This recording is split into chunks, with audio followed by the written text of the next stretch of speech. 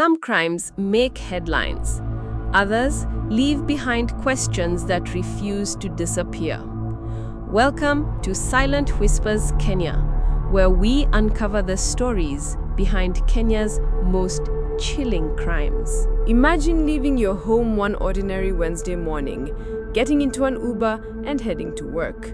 You have no idea that somewhere along the route, someone may already be waiting for you.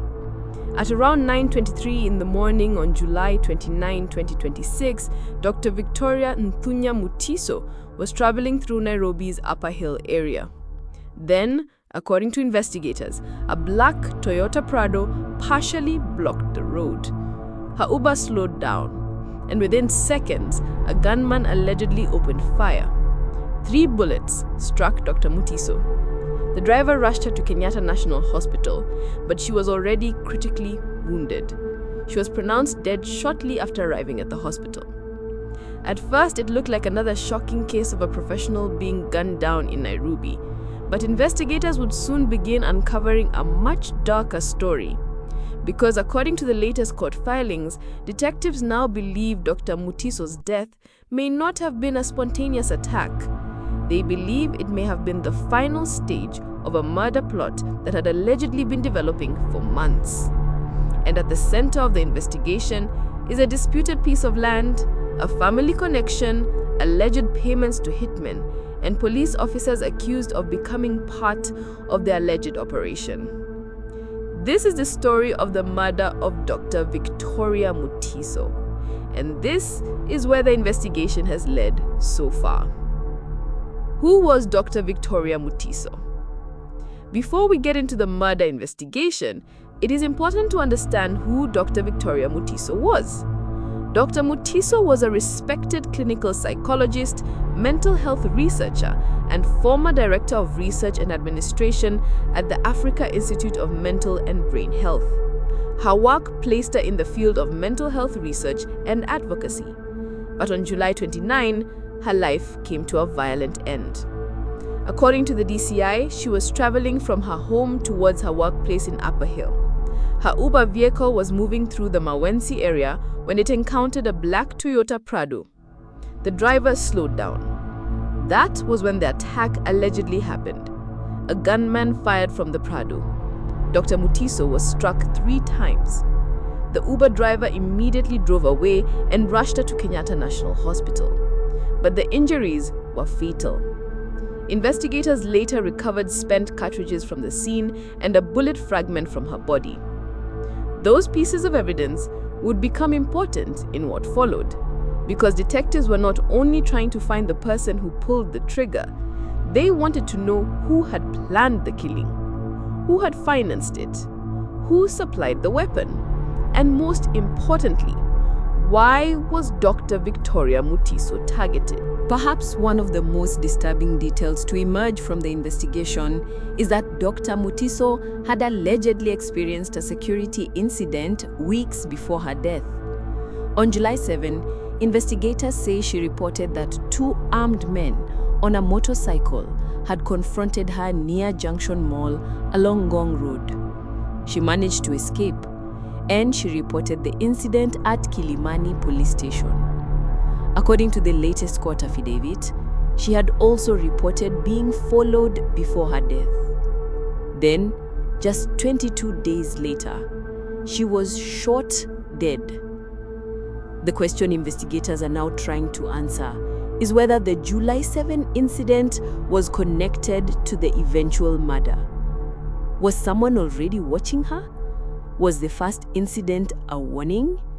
Or was it an earlier attempt to carry out the same plan?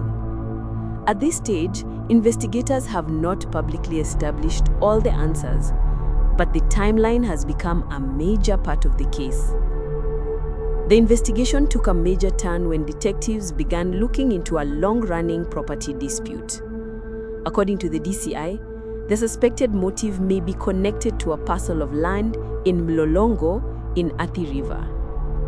The property is identified in court documents as LR number 1504/13. Dr. Mutiso had reportedly placed a caveat on the disputed property. According to DCI Director Mohamed Amin, investigators believe this action may have been viewed as a threat to the interests of certain people connected to the ownership and control of the property. The dispute had already spilled into court. There had also been an eviction and demolition involving property connected to Dr. Mutiso's family. And investigators say vehicles disappeared during that operation. One of those vehicles was a black Range Rover Sport, reportedly valued at approximately 15 million Kenyan shillings. The vehicle later became part of a separate investigation involving lawyer Angela Mulwa and Nelson Masiga Makaralu. But this is where the story becomes even more complicated, because Angela Mulwa is not simply another person connected to the property dispute. She is reportedly Dr. Mutiso's stepdaughter, and investigators now allege that she may have information or involvement that connects the property dispute to the murder investigation. It is important to stress that these are allegations by investigators. Angela Mulwa has not been convicted of murdering Dr. Mutiso, and her lawyers have challenged the prosecution's approach to the case. This may be the most chilling revelation in the latest court filings. According to a DCI affidavit filed in court, detectives believe the murder plot may have started months before Dr. Mutiso was eventually killed. The investigators allege that on April 24, 2026, a payment of 300,000 shillings was made as a down payment for an earlier attempt to kill Dr. Mutiso. But that attempt allegedly failed. And according to the same court filing, Angela Mulwa was allegedly present when the 300,000 shillings payment was made. That is an allegation contained in the DCI's application. It has not been tested through a full criminal trial. But if investigators are correct, it changes the entire timeline of the case, because it would mean that July 29 was not necessarily the beginning of the story. It may have been the end of a months-long attempt to eliminate Dr. Mutiso. And detectives now appear to be trying to reconstruct everything that happened between April and July. Earlier in the investigation, detectives reportedly said that suspects were promised up to 1.5 million shillings to eliminate Dr. Mutiso. The latest filings add another layer to that claim. Investigators allege that the 300,000 shillings payment was a down payment for the first failed attempt. The alleged final operation would involve several people: a coordinator, a driver, a motorcycle rider, a shooter, and, according to investigators, police officers who allegedly played different roles. This is where a murder investigation begins to look less like an isolated shooting and more like an alleged organized operation. But who exactly was involved, and how did investigators arrive at that conclusion? According to the DCI, investigators believe serving police officers were connected to the alleged operation. One of the officers investigators have named is Inspector Kenneth Kipkemboi Sang. According to court filings, investigators allege that Sang acted as a link between those who allegedly financed the operation and the people who carried it out. His police-issued firearm also became a major piece of evidence. Detectives recovered a mini Jericho pistol from a police armory. The firearm was subjected to ballistic examination. According to the DCI, the ballistic examination linked the pistol to the cartridges recovered from the crime scene and the bullet recovered from Dr. Mutiso's body. That is a potentially significant piece of forensic evidence. But investigators were not done. Another officer, Police Constable Elijah Kibelion Kimoi, has been accused by investigators of firing the fatal shots. Other officers have also been linked to the investigation. Some suspects have been arrested. Others, including officers investigators want to question, have reportedly remained at large.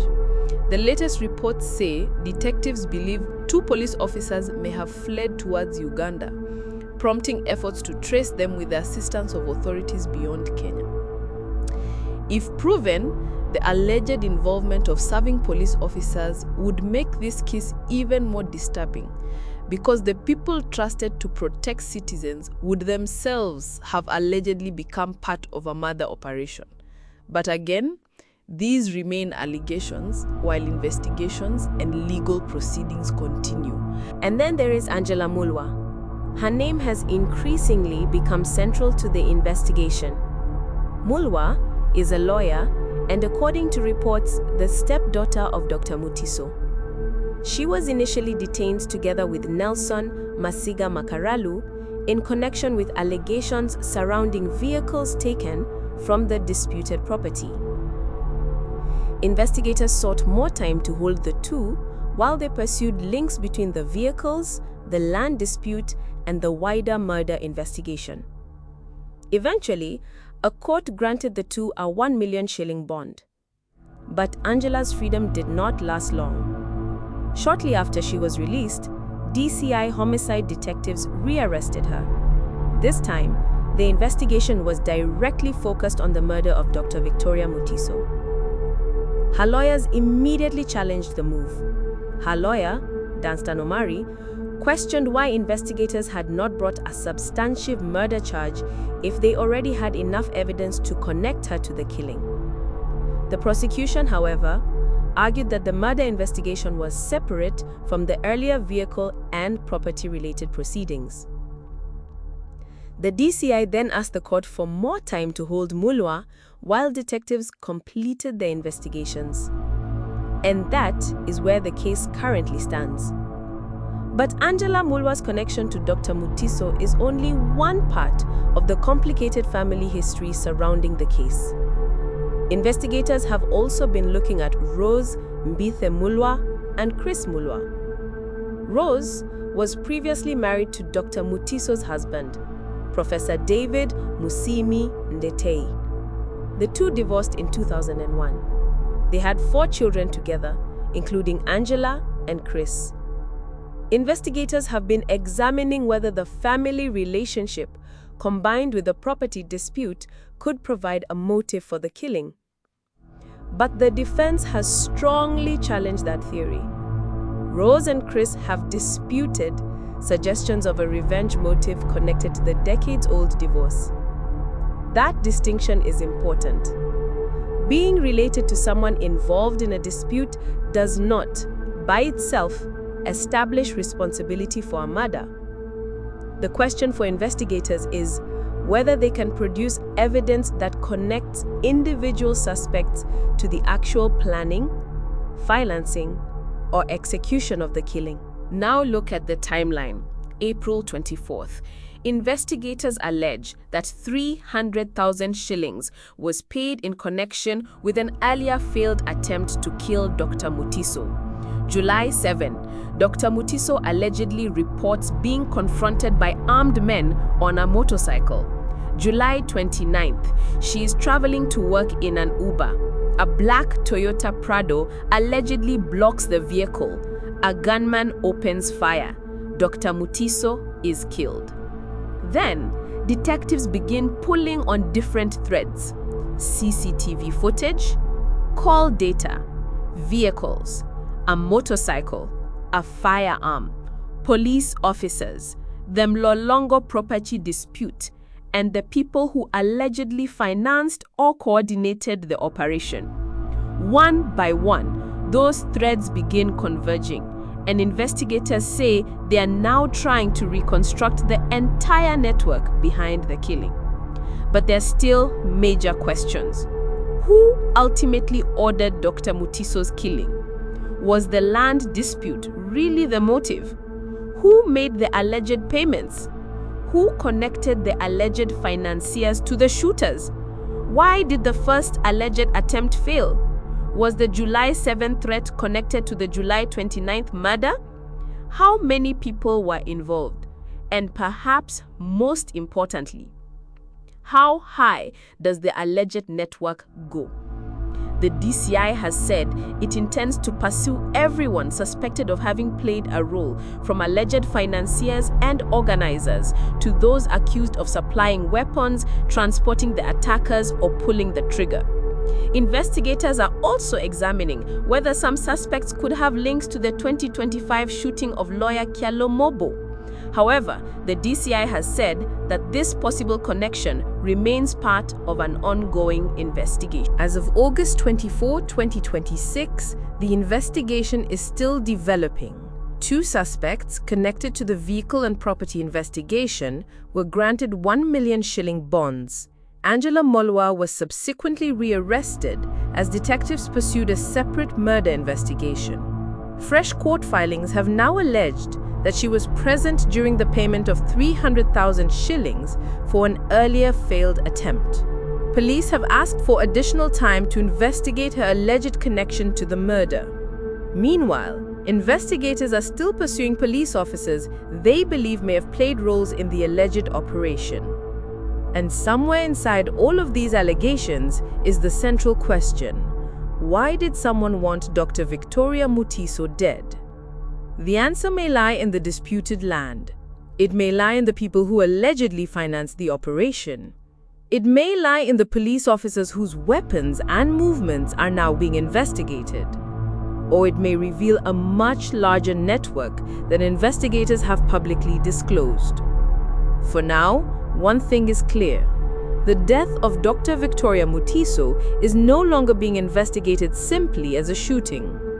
According to investigators, it is being treated as an alleged planned killing involving multiple actors, months of preparation, and a possible financial motive tied to a property dispute.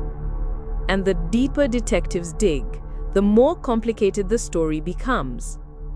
Dr. Victoria Mutiso left home on July 29 expecting to reach work. She never made it. Now investigators are trying to establish exactly who made sure she didn't. And until that question is answered in court, every allegation must remain just that, an allegation. Because in this case, the final chapter has not yet been written. If you want more detailed Kenyan true crime stories where we follow the evidence, the timelines, and the unanswered questions, subscribe to the channel. And tell me in the comments, what do you think investigators should focus on next? The land dispute, the alleged payments, or the police connection?